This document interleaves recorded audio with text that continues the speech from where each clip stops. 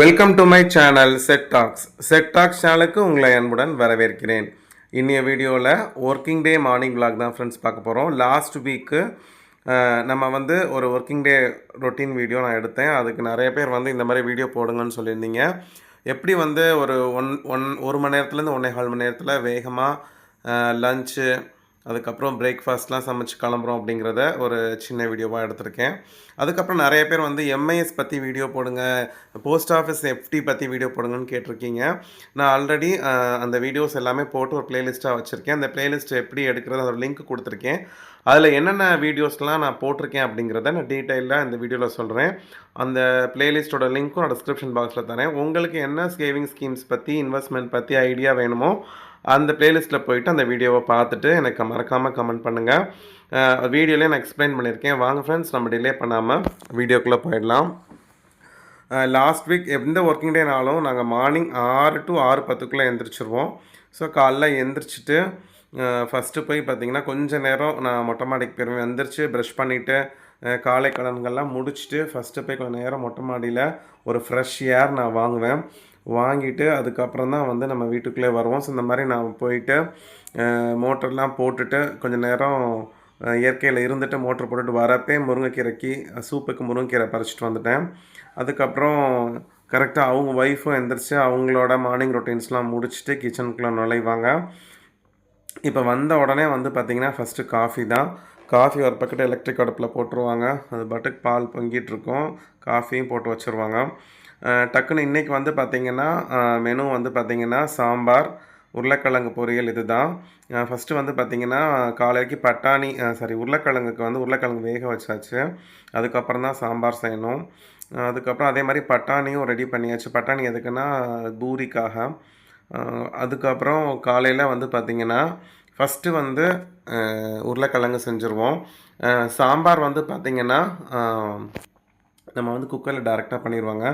நிறைய பேர் உருளைக்கிழங்கு ஃப்ரையோட மெனு கேட்டிருந்தீங்க, எப்படி ரெசிபி கேட்டிருந்தீங்க. ரொம்ப சிம்பிள் தான், பாருங்கள் இந்த வீடியோவில் நான் கவர் பண்ணியிருக்கேன். உருளைக்கிழங்கு எப்படி செய்வீங்கன்னு சொல்லி 2-3 கமெண்ட்ஸ் வந்து நான் பார்த்தேன். ஸோ அதனால தான் நான் கவர் பண்ணியிருக்கேன். ஜஸ்ட்டு எண்ணெய் ஊற்றி வேக வச்ச உருளைக்கிழங்கை போட்டு கொஞ்சம் நேரம் அப்படியே எதுவுமே டிஸ்டர்ப் பண்ணாமல் ஃப்ரை பண்ணணும். இதுக்கிடையில் போய் அவங்க சாம்பாருக்கு டைரெக்டாக குக்கர்லேயே வச்சுருவாங்க. ஸோ பருப்பு, தக்காளி, சாம்பாருக்கு என்னென்னலாம் போடுறாங்களோ எல்லாத்தையும் போட்டுருவாங்க. சாம்பார் தூள் வீட்டிலே அரைச்சது. ஸோ அதையுமே ஒரு ஸ்பூன் போட்டு சாம்பாருக்கு 1 part சாம்பாருக்கு ரெடியாக வச்சுருவாங்க. புளி வந்து பார்த்திங்கன்னா சுடுதண்ணியில் ஊற வச்சு தனியாக வச்சுருக்காங்க. உப்பு எல்லாமே போட்டு இதை ஏற்றிடுவாங்க ஃப்ரெண்ட்ஸ். இந்த மாதிரி குக்கரில் 1 part வைக்கிறதுனால தான் காலைல சீக்கிரமாக வந்து பார்த்திங்கன்னா எங்களால் கிளம்ப முடியுது. உருளைக்கிழங்கு அப்படிங்கிறதுனால முந்தின நாள் வெட்டி வைக்க வேண்டிய அவசியம் இல்லை. ஸோ வேக வச்சு உருளைக்கிழங்கு பண்ணோம் அப்படின்னு பார்த்திங்கன்னா கிட்டத்தட்ட ஒரு 15 minutesல நீட்டாக செஞ்சிடலாம். ரொம்ப சிம்பிள் தான். எங்கள் வீட்டில் பார்த்திங்கன்னா மிளகாத்தூள், மஞ்சத்தூள், உப்பு 3 தவிர்த்து வேறு எதுவும் போட மாட்டோம். மிஞ்சி போனால் காஷ்மீரி சில்லி போடுவோம், அவ்வளோதான். பாருங்கள், மிளகாத்தூள், மஞ்சத்தூள், உப்பு 3 தான் போட்டு பெரட்டி ஒரு 10 minutesல அது கொஞ்சம் முருகலானோன்னா இறக்கிடுவாங்க. ஸோ இன்றைக்கி எங்கள் வீட்டில் பார்த்திங்கன்னா மாவு கம்ப்ளீட்டாக தீர்ந்துருச்சு. பாருங்கள், மாவு இருந்துச்சுன்னா தோசை ஊற்றி அழகாக எடுத்துகிட்டு போயிடலாம். அதனால் என்ன பண்ணிட்டாங்கன்னா சப்பாத்தி மாவு பசைய ஆரம்பிச்சிட்டாங்க. ஆனால் சப்பாத்தி போடல, ஏன்னா சப்பாத்தி போட்டு தேய்ச்சி நம்ம போடுறோன்னா லேட் ஆகிடும். ஸோ அதனால் பூரி தேய்ச்சி கொடுக்க சொல்லிட்டாங்க. ஸோ குட்டி குட்டியாக வந்து பூரினா டக்குன்னு தேய்ச்சோமா பொரிச்சு எடுத்துடலாம், வேலை சீக்கிரமாக முடிஞ்சிடும். அதனால் பூரி மாவு நான் இங்கே சும்மா உருளைக்கிழங்கு சும்மா கிண்டிகிட்டு இருந்தேன். அதுக்குள்ளாட்டி அவங்க போய் பூரி மாவு பிசைஞ்சு ரெடியாக வச்சுட்டாங்க. அதை நான் தேய்ச்சி வச்சு, ஏன்னா இப்போ 4 பேர் தானே இருக்கோம். மேக்ஸிமம் வந்து பார்த்திங்கன்னா ஆளுக்கு ஒரு 4 பூரி, சின்ன பூரி 4 பூரி இல்லை 5 பூரி செய்வோம். இன்றைக்கி நான் வந்து எங்கள் ஸ்டாஃப் மெம்பருக்கும் எடுத்துகிட்டு வரதான் பிளானு. ஸோ அதனால் கொஞ்சம் எக்ஸ்ட்ரா இது பண்ணியிருந்தாங்க. ஆக்சுவலாக வந்து பார்த்திங்கன்னா உருளைக்கிழங்கு ரெடி ஆகிடுச்சு. இன்றைக்கி வந்து நான் வந்து ஆக்சுவலாக லஞ்சு ரெடி பண்ணிடுவாங்க.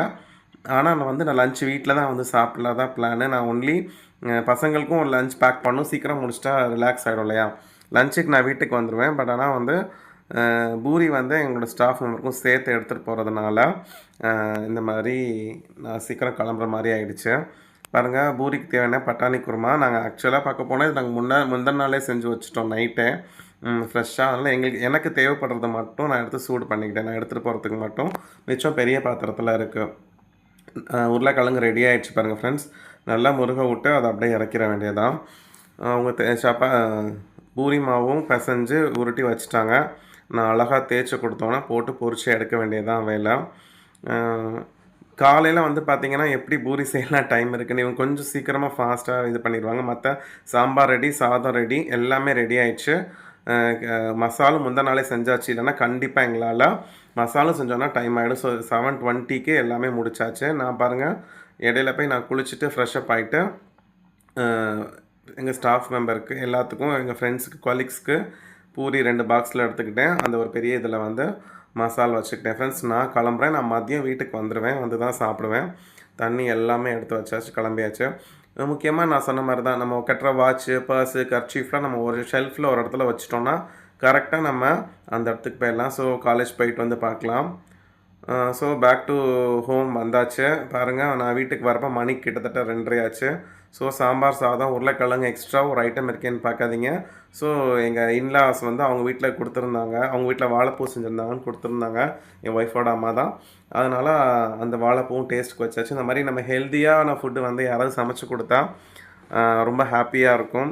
வாழைத்தண்டு, வாழைப்பூலாம் வந்து பார்த்திங்கன்னா எங்கள் வீட்டில் அந்த அளவுக்கு சுமாராக தான் வரும். ஆனால் அவங்க ரொம்ப ப்ரொஃபஷ்னலாக சூப்பராக செய்வாங்க. அப்படியே மதியம் டிவி பார்த்துக்கிட்டே நியூஸை பார்த்துக்கிட்டே வந்து பார்த்திங்கன்னா சாப்பிட உட்காந்தாச்சு. நான் வீட்டுக்கு வர எப்படியும் ஒரு 2:30 ஆகிடும்.